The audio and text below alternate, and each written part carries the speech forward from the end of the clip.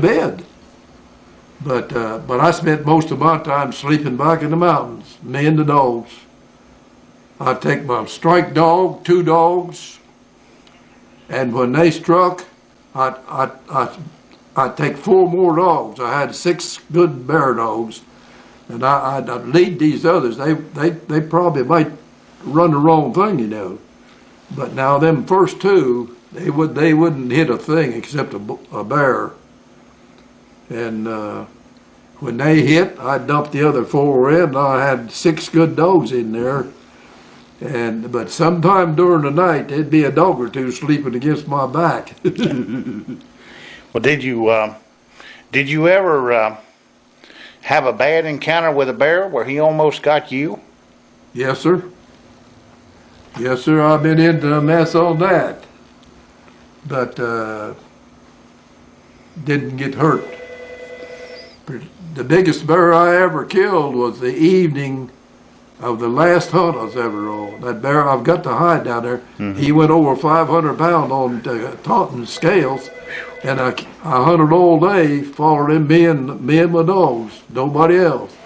And long in the evening, the dogs kind of stopped a little bit, you know. See, I had tracking collars on them. Then I had the set that I carried, and I set in my rig, and I could kind of keep up with them. But I really, well, I'd fight you over one of my dogs. I don't believe in fighting much, but you fool around with my dogs and hurt one of them, and I'm going to hurt you if it's able.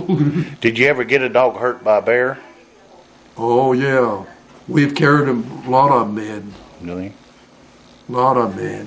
What they do, they get hurt real bad, and I believe that they kind of run more yet till they just can't do it, and they just fall over. Mm-hmm. But now we stay there with them, and we pick them up, and carry them out of there. A good big hound, you know, is a pretty good load. Yeah. But them were the days, buddy. I learned all the real good big farm people that farmed and had a lot of trouble with the bear coming in on sheep. That's what got me popular with the farmers. How are you, sir? I do. Norman. All right. Arthur, how are you doing? All right, sir. Excuse me, I'm not getting up, but I got as old as that woman over there. You just sat still. Oh, well, she's just a woman over there. She's just a chicken compared to you, little chick. You doing all right, are you? Sir? You doing okay? Yeah, doing pretty good. He tell me about bear hunting. Yeah. But I've hit the 100 mark now. I'm starting down the other side. Yeah, that's all right. The only thing will keep me going is I've got the bear dogs. Still got 5 good ones. But if I can just get back there, something hit me in the back and I can't hardly walk. Uh-oh. I don't know whether I've never went to a doctor, but man, right down kind of low back there. So. It's probably time to go then, ain't it? Pardon? It's probably time to go, ain't it? That's right. This man here will get you straight, though, if it's possible. I know it. Well, now tell me, what kind of gun did you use? Sir? What kind of gun did you use? What kind of gun? Well, 223,000. Is that? It's been so long I forgot myself. But I used it all, the whole thing. 220 don't sound right. That's a pretty small bullet. Huh? That's pretty small, isn't it? 223? Yeah. Now the other boys all carried guns too, and some of them had pretty heavy. 253,000 is what I hunted. Okay. 253,000. Now I carried that thing day and night, slept with it, ate where it was, and everything else.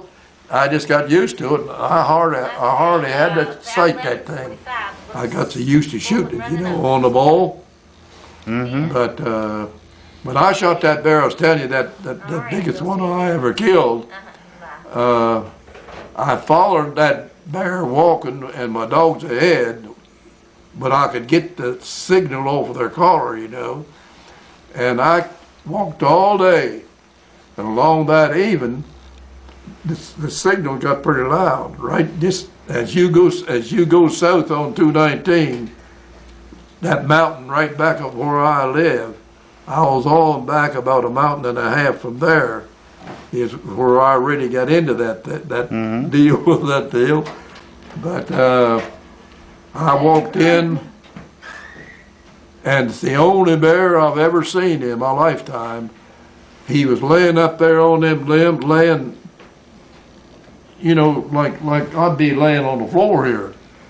But that's the only bear I ever saw. Now all the rest of them all sat, they sat on their feet on the steps, and their head laying out. They're up there.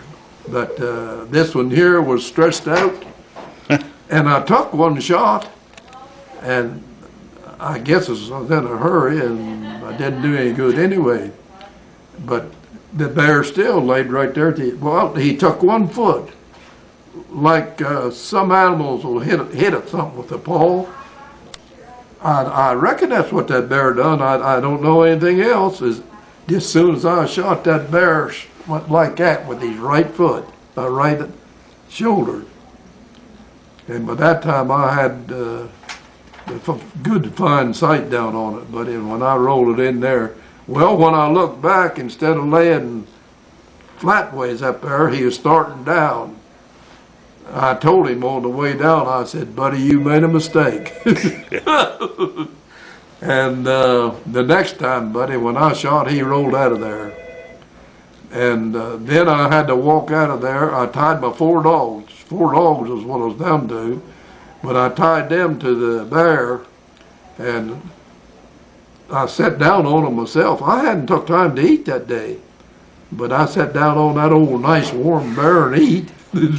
And I had to walk out of there and come up out of Cranberry and Thank you. get somebody to help me.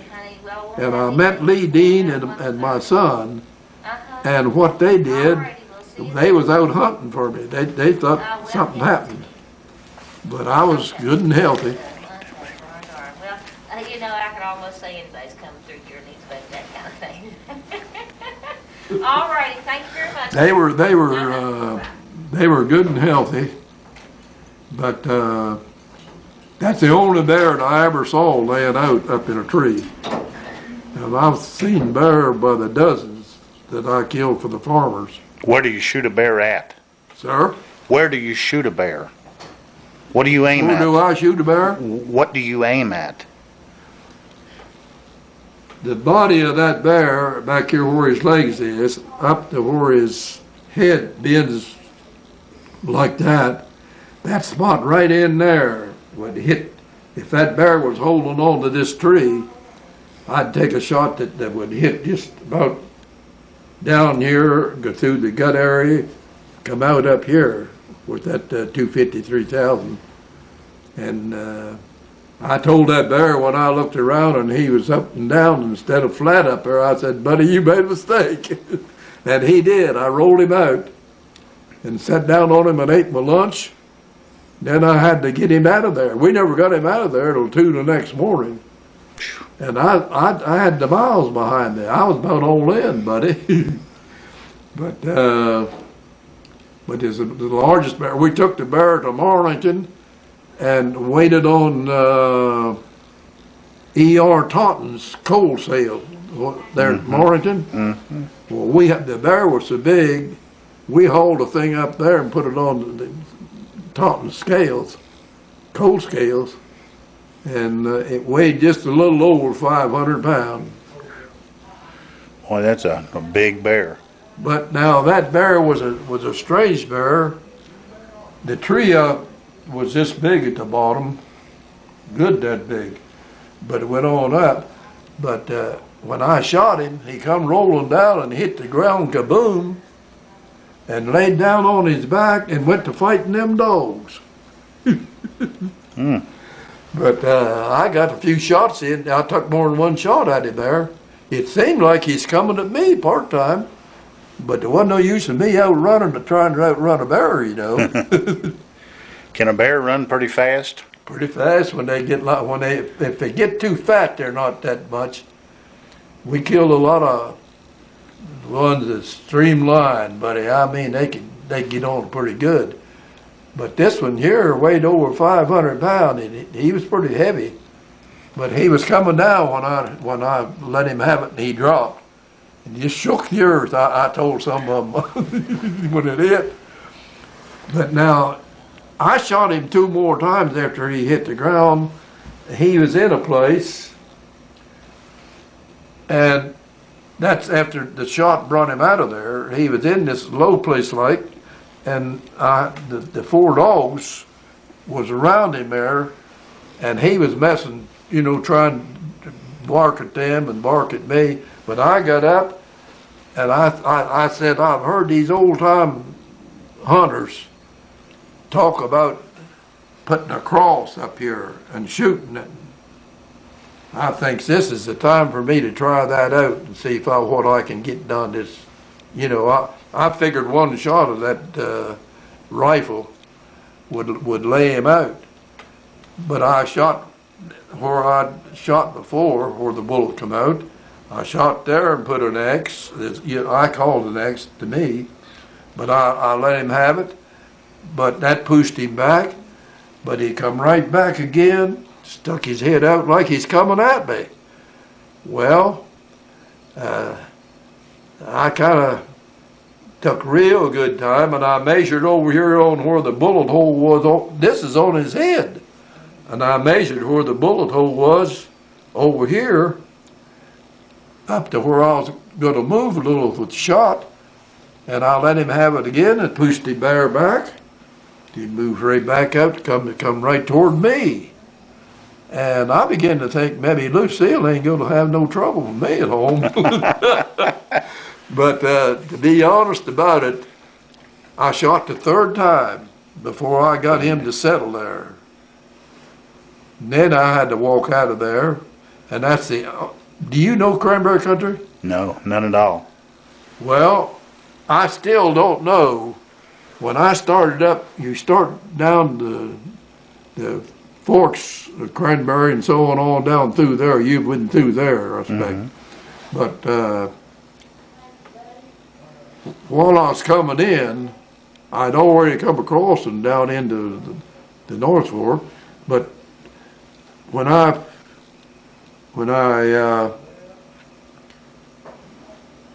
had that walk to come in there, the stream, the Cranberry Stream starts up in there, you know, where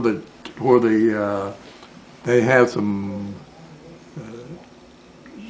sod, that kind of stuff, but bad places too.